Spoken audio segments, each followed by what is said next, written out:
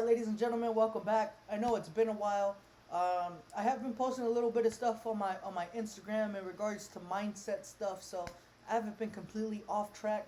But the reason why I haven't really been posting on here is because this YouTube channel is specifically only for documenting my process to becoming a profitable day trader.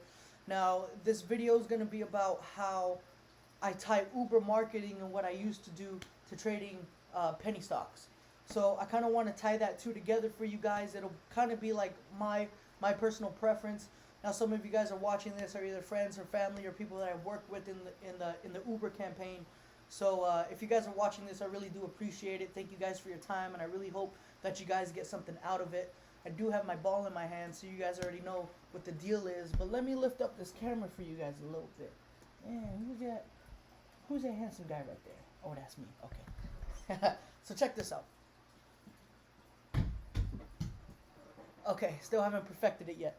Alright, I'll see you guys in there.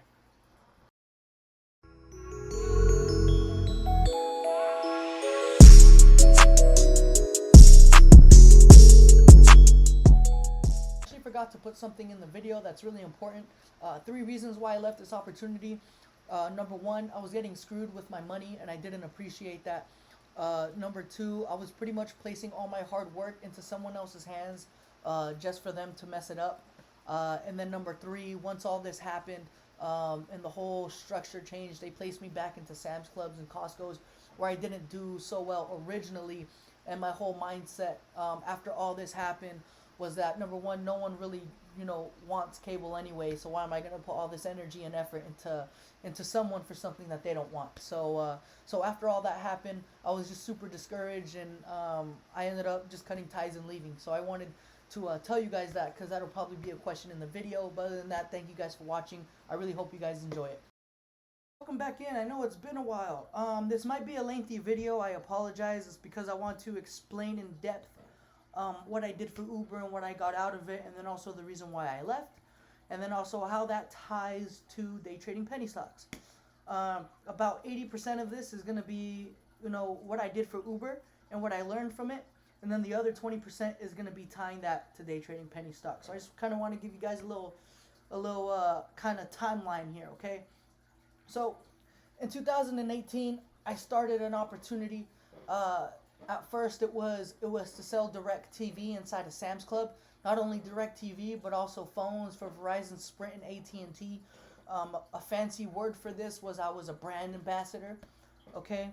And I knew going into this job, it was a job based off performance. And in reality, I mean, yes, it was a job, but it was an opportunity to where I could open up, my own establishment, my own business, and I could have a team under me in different Sam's Clubs, offering these different products as well. So I knew what the opportunity had in store.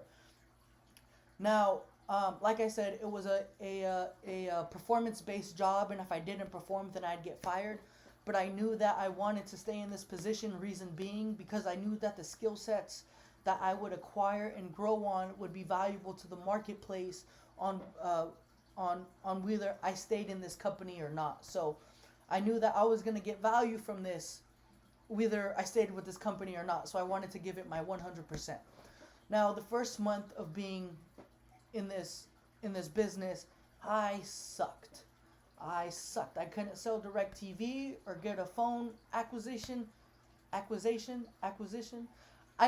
Sorry guys, trying to use big words here.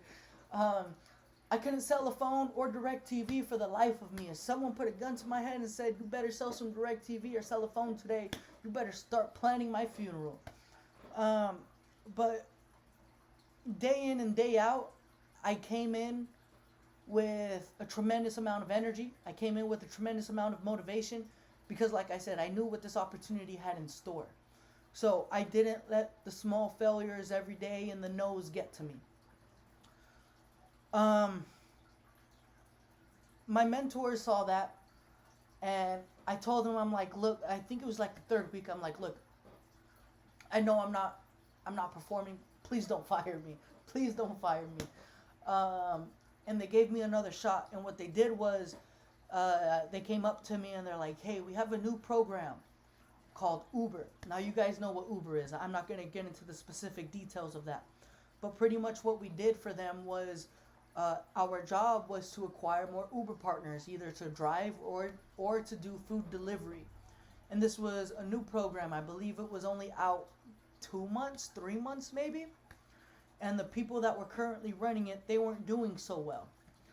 Because they came from doing Costco selling direct TV, or being in Sam's Club selling direct TV and also phones.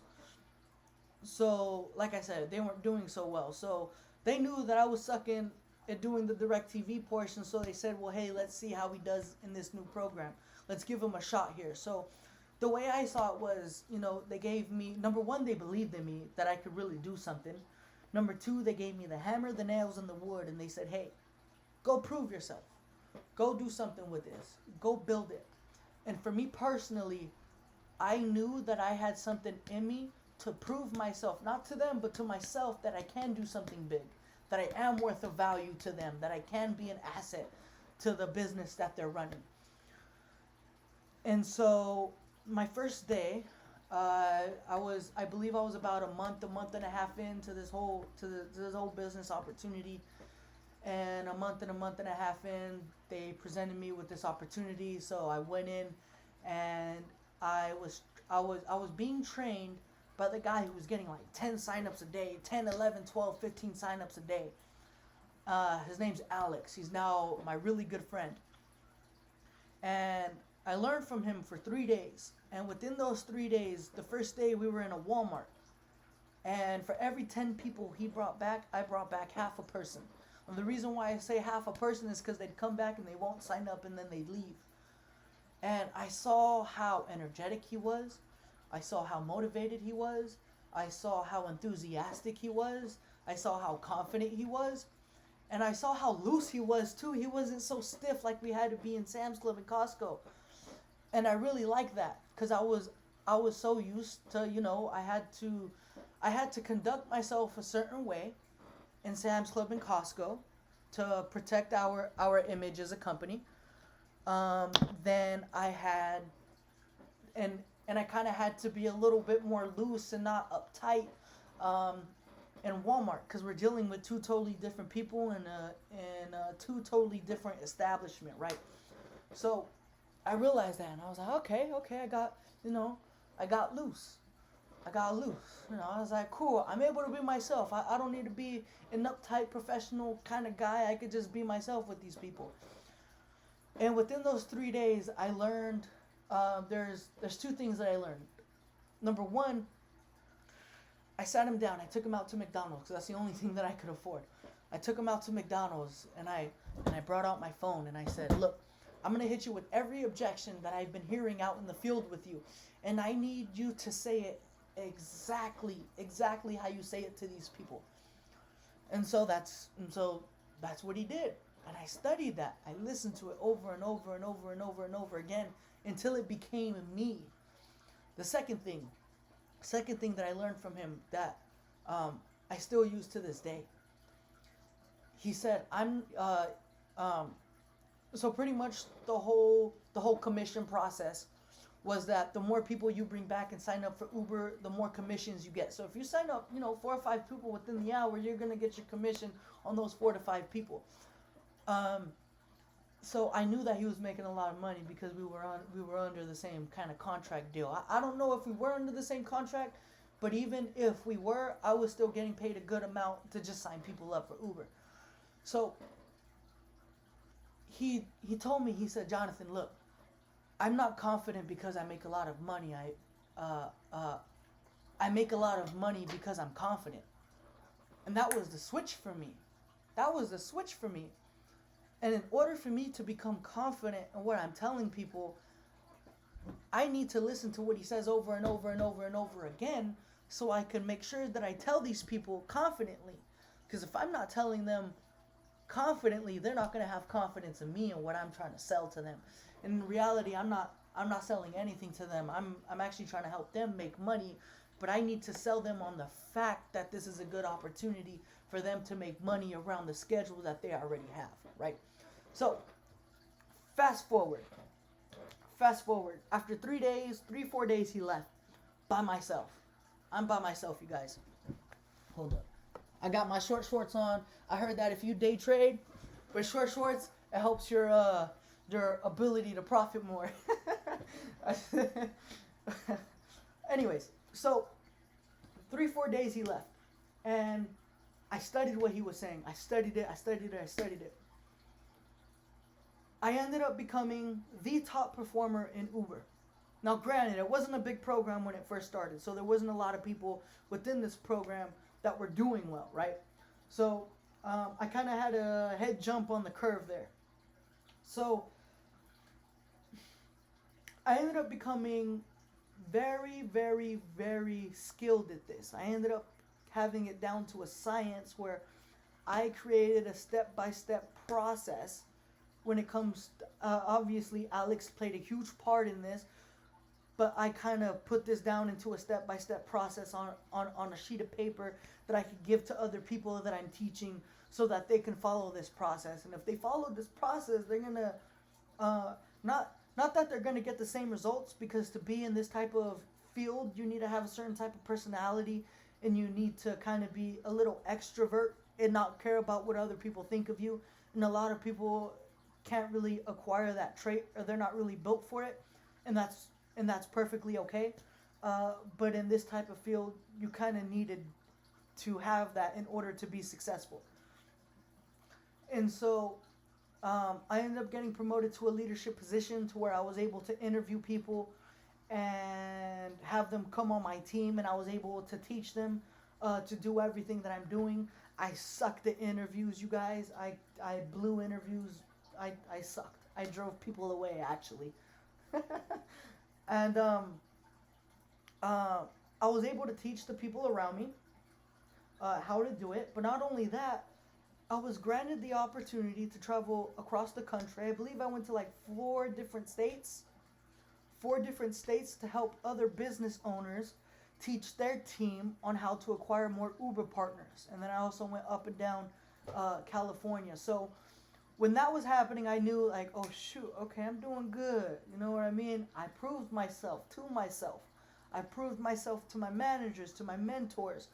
I proved to myself that I am valuable to the marketplace. I proved to myself that I can do something. I proved to myself that I am great, like how I thought I was. So this was a huge, huge, huge confidence booster. But now remember, I wasn't confident in the beginning. Remember that. That's the reason why I couldn't bring people back, because I wasn't confident. Just like Alex said, I'm not confident because I make a lot of money. I make a lot of money because I'm confident, right? And you could really apply that to anywhere in what you're doing, whether you're doing a 9 to 5, right? So in order for me to get great at this, and I'm going to tie this into day trading right now, the reason why I got great at this was because, number one, I understood the generalization of it. Okay, the generalization of it was to acquire more Uber partners and for them to drive for Uber. Cool, got that, easy. Boom. Number 2, I knew that I was going to face obstacles along the way. Like, one obstacle that I faced was closing people on DirecTV and switching their cell phone carrier, or maybe even upgrading their phone. The closing process is a lot different than how you close someone to drive for Uber. So that was an obstacle that I had to overcome. I knew it was an obstacle, and I knew that I could overcome it. Okay, so confidence, generalization. 3, 4, actually, I'm sorry, 4. Learning from my wins and losses. It was all just reps.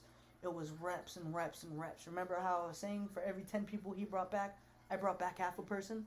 Now, just because I brought back half a person, that means I had to talk to about 10 people just to bring half a person back. So within those conversations, I had to realize, well, what am I saying? What am I doing wrong? What is he saying? What is he doing right? And what are these people rebuttaling me, and what is he saying towards that? Because the same rebuttals I'm getting are the same exact rebuttals he's getting, but for some reason he's bringing people back and I'm not. So I had to dissect that. I had to dissect his losses. Well, I asked him, okay, well, how come they walked away? Oh, well, they walked away for this, that, and the third. Okay. And then he brought people back and he signed them up. Well, how come those people signed up? Well, they signed up for this, that, and the third. Okay, cool. Okay. So it's just reps. It's repetition. It's not an exact science. Just because I say something to one person doesn't necessarily mean it's going to work 100% of the time with the next person that I talk to. Okay, cool. Okay, so repetitions. I need to have certain tools in my tool belt to bring out. To if a person says this, then I bring this tool out, or if another person says this, then I need to bring this tool out, right? Cool. So I got that. And so dissecting that, that's how I was able to really become successful at it. Now tying it to day trading. Day trading, reps, repetitions. It's repetitions. It's repetitions. I understood the generalization of day trading penny stocks. Penny stocks. I never heard that term before. Because even in the Wolf of Wall Street, I don't even think they. Even in the Wolf of Wall Street, I don't even think they use the term penny stocks. But the Wolf of Wall Street, number one, is a scumbag. Number two, how they would make their money is a stock would be at 20 cents, right? 20 cents. A penny stock is a stock that's less than about $10 to $20, right? But even a large cap stock that's above $20 can operate like a penny stock. So stock is at $20, right? They call people the Wolf of Wall Street. They call people around 5 or 6 because they know they're home, they're off of work, they're at the dinner table, right? Hey, the stock is at 20 cents. It's going to be the next big thing. They're coming out with the cure with cancer, blah, blah. If you get in right now with 20 cents, by next year it's going to be at $50, which is going to be a 10,000% return on your money. People hear that. Cool, here's $1,000, here's $5,000, here's $25,000. And they got so good at it, you guys. They got so good at it that they would call doctors, they would call lawyers, they would call people, business owners. They would call people with large chunks of money. So now when they invest in this stock, the stock goes up. But before they actually call these people, these stockbrokers around them, Wolf of Wall Street and his team, they would invest their own money into it. It's only 20 cents, right? So they're going to invest a couple $1,000 into the stock when they call these people with large amounts of money and they say, okay, cool, write me down for $10,000 into the stock's going to jump up. And so they do that over and over and over and over and over again, and the stock jumps up, and once it jumps up, the Wolf of Wall Street and his team, since he has his money in there at 20 cents and now it's at 30, 40 bucks, they pull out their money and they collect the profit, which now what happens? It makes the stock go down. So that's what you call a pump and dump. They call these people, they pump it up. Hey, it's going to be this, that, and third. It's going to be the next big thing, blah, blah, blah.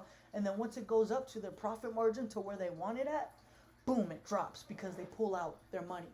So the Wolf of Wall Street and the people around him can profit from it.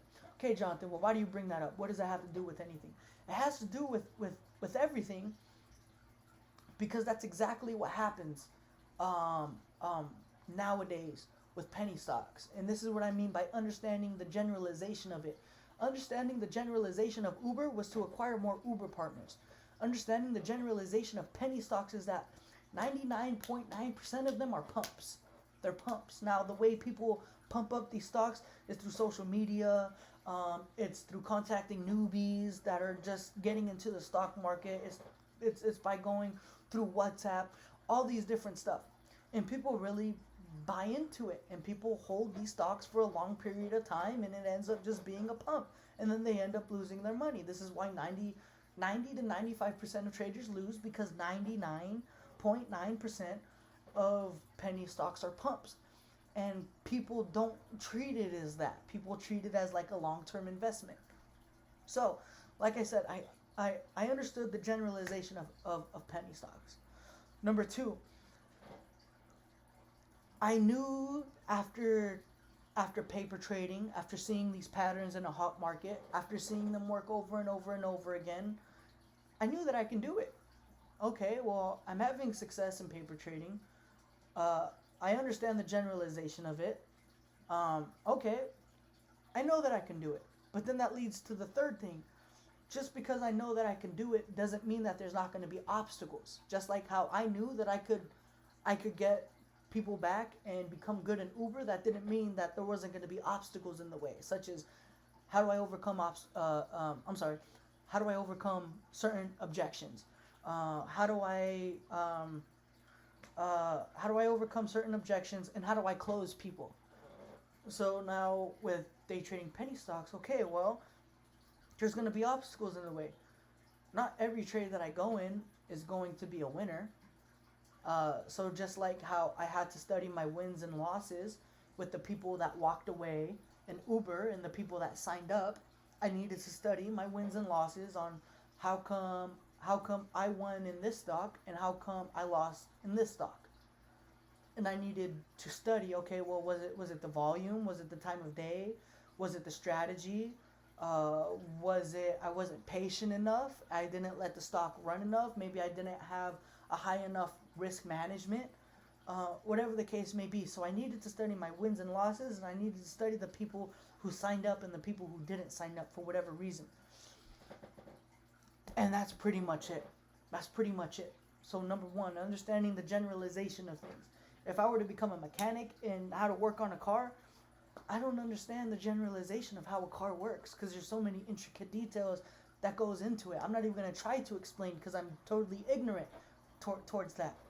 Number two, knowing that I can do it. Okay, well, I understand the generalization of it. If I understand it, that means I know I can do it. But just because I know I can do it does not mean I'm not going to face obstacles. So then that leads into number three, which means knowing I need to overcome these obstacles. And how do I overcome these obstacles? It's by number four. It's by learning from your wins and losses. Like I said, why did this stock win? Why did this stock lose? Was I not patient enough? Was I over patient? Did I have too much size? Was it not the right strategy? Was there not enough volume? Right? Was it not the right time of day? The same thing with Uber. How come this person left? Was it just because they're already making enough money? They don't have enough time? This, that, and the third. How come this person signed up? Did they sign up because they need the extra money? Did they sign up because I really convinced them on the fact that this is a good opportunity for them to make money on their own time whenever they want? And the fact that when they sign up, they don't even need to drive? You're here to use Uber. Uber here isn't here to use you. Come on, okay? When you walk away from here, you're gonna have a money-making opportunity, rather than when you walk out of here, you're gonna come here, spend $100 when you could walk out of here, drive for Uber, and now you make that $100 back that you just spent, right? So that's how I tie those two together. That's how marketing for Uber is like day trading penny stocks. And really the whole point of this was that I knew that I could become successful in this Uber program. So I did what I needed to do to become successful. And I understood the generalization of it. Same thing with penny stocks. I understand the generalization of penny stocks and how it works and what to do and what not to do. And I know there's a lot more for me to learn, but I understand the generalization of it. And now it's just time. Now it's just repetition. Now it's just studying data. Now it's just learning from my wins and losses, right? So I really hope this helps you guys, because whether you're in marketing and sales or whether you're in day trading penny stocks, you could definitely take this mindset of understanding generalization, knowing that you can do it, knowing that you're going to need to overcome obstacles, and knowing that you're going to need to study your wins and losses within those obstacles. You could apply that into whatever business, work, form, whatever you're doing in life. So that's that, you guys. I know this is a little lengthy video. I apologize, but I really hope this finds you guys very well. And I hope you guys got something from it. Thank you guys. I hope you guys enjoy your day. My name is Jonathan Sandoval. I'm just an ordinary person on a pursuit to accomplish extraordinary things. And I hope I inspire you guys to do the same. Thank you.